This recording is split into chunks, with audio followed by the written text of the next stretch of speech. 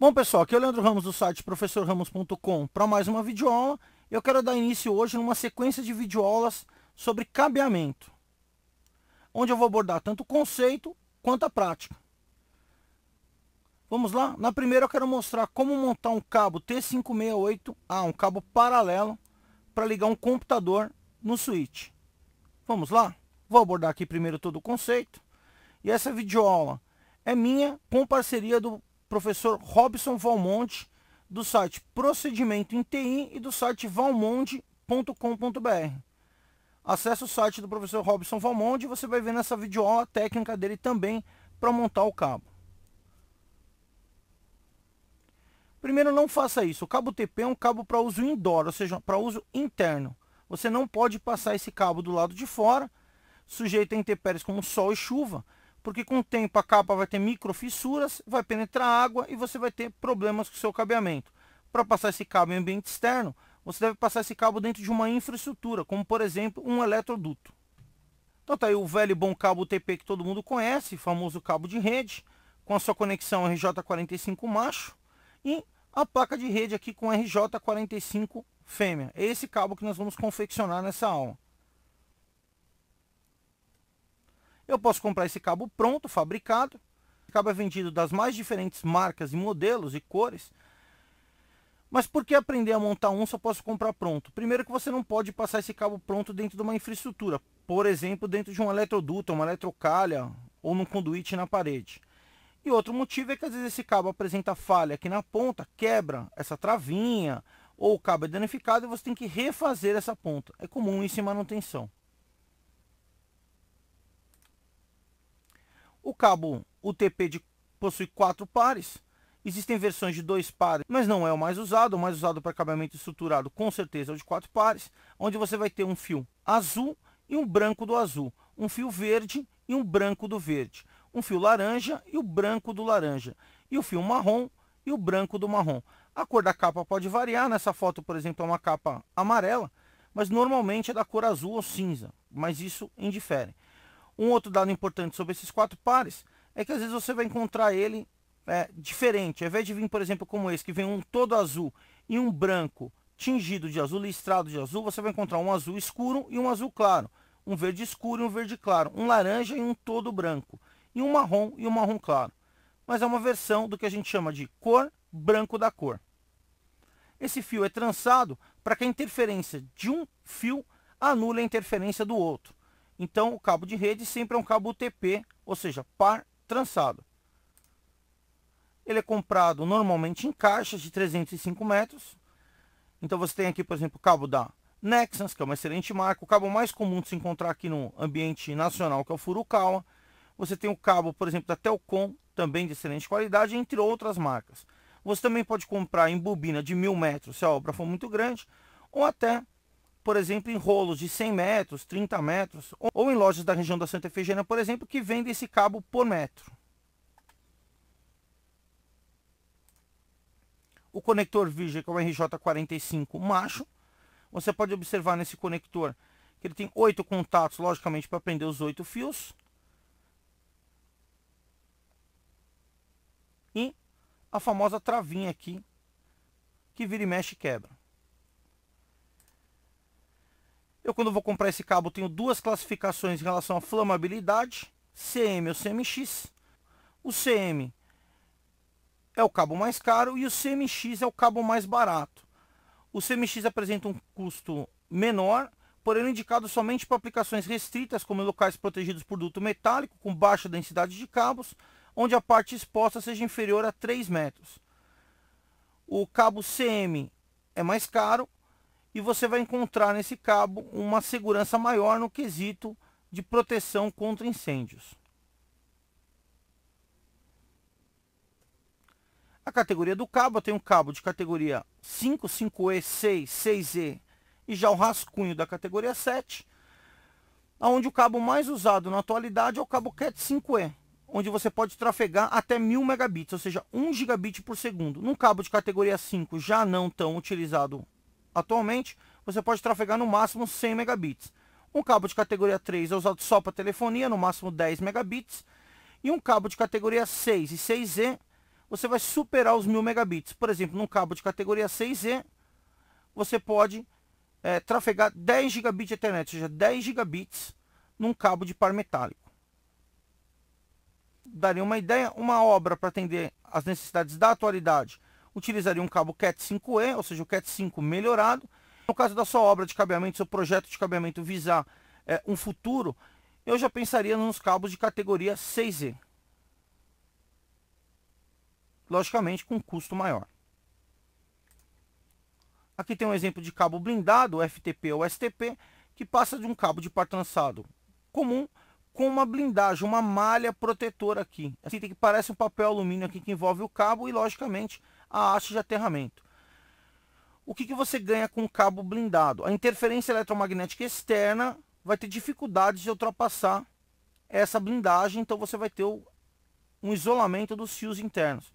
Esse cabo é muito usado na Europa, no Brasil apenas em ambientes onde se dá a necessidade devido à alta taxa de interferência eletromagnética, como por exemplo indústrias. Lembrando que se você usar o cabo blindado, toda a sua infraestrutura deve ser blindada e aterrada. Notem, os conectores macho do RJ45 também são blindados, assim como o patch panel, jacks e outros elementos da sua infraestrutura. Aqui eu tenho um cabo Cat 6. Nota que no cabo Cat 6 não é obrigatório, mas é comum a presença de uma cruzeta interna, essa peça de plástico, que visa isolar e separar cada um dos seus 4 pares. Note que nessa imagem você vê claramente esse isolamento. É muito interessante do ponto de vista de desempenho e qualidade do cabo, porém isso atrapalha um pouquinho porque esse cabo fica menos flexível, ele é mais espesso. Então ele tem uma dificuldade maior de passar em dutos e na sua infraestrutura de rede em geral. O comprimento máximo desse cabo para o Cat 5e 100 metros, ou seja, do equipamento até o switch 100 metros. Um cabo 6 UTP 100 metros se você usar a tecnologia Gigabit Ethernet. E se você usar a tecnologia 10 Gigabit Ethernet, num cabo UTP, ou seja, um cabo sem blindagem, já vai cair para 37 metros. Se você usar o Cat 6 blindado, você volta para 100 metros. Então nota como a interferência eletromagnética limita o comprimento máximo do cabo. Aqui no nosso caso, no Brasil, a maioria das redes são Cat 5e, então você pode ter lances de até 100 metros. As ferramentas necessárias para montar o cabo, um alicate de crimpagem RJ45, um decapador. Essas ferramentas são encontradas em lojas com preços que variam de 20 a 100 reais o alicate de crimpagem. Eu sempre dou preferência para alicates que contenham catraca. E um decapador na faixa de 8 a 10 reais. A função dos pares. Quando você olha uma placa de rede ou um conector fêmea, você vai ver 8 terminações. Então eu tenho o par 2 aqui no 1 e 2, o par 3 no 3 e 6, o par 1 no 4 e 5 e o par 4 no 7 e 8. E você deve observar que o 1 e 2 é o TX, ou seja, o transmissor. O 3 e 6 é o RX, o receptor. Então, eu falo com o par 1 e 2, é o par boca aqui, e escuto com o par 3 e 6, o par receptor, o par orelha. Então, aqui no caso da norma T568B, eu estou transmitindo com o par laranja e recebendo com o par verde, ou falando com o par laranja e escutando com o par verde. Eu tenho o 4 e 5, que é o par azul, para voz, e o 7 e 8, que é o par marrom, para aterramento e sincronismo. Aqui eu tenho o desenho da norma T568A, que é que a gente vai montar o cabo. E a sequência é branco do verde, verde, branco do laranja, azul, branco do azul, laranja, branco do marrom, marrom. E o cabo deve ter as duas pontas iguais. Numa ponta T568A e na outra ponta também T568A. Branco do verde, verde, branco do laranja, azul, branco do azul, laranja, branco do marrom, marrom. E esse cabo é para você ligar o seu computador em um roteador, o seu computador em um switch, o seu computador em um equipamento de rede. Aqui tem um exemplo da outra ponta do cabo ligada a um switch.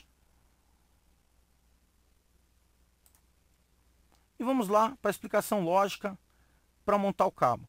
Primeiro eu vou decapar o cabo. Eu posso usar a ferramenta que eu acho mais apropriada que seria o decapador, ou na falta, até uma tesoura ou o próprio alicate de crimpagem RJ45 com as suas lâminas aqui. Com muito cuidado para não machucar os fios, não cortar os fios internos. Eu costumo decapar esse cabo a aproximadamente 5 centímetros. Uma vez decapado, eu vou destrançar e organizar os fios. Então, está tudo trançado, junto, eu vou separar esses fios e vou destrançar na ordem T568A, branco do verde, verde, branco do laranja, azul, branco do azul, laranja, branco do marrom, marrom. E organizar e cortar as pontas de forma que ele fique reto. Essa distância é de mais ou menos 1,2 centímetros da capa até a ponta dos fios. E aqui está o cabo montado. O que é importante no momento de montar o cabo?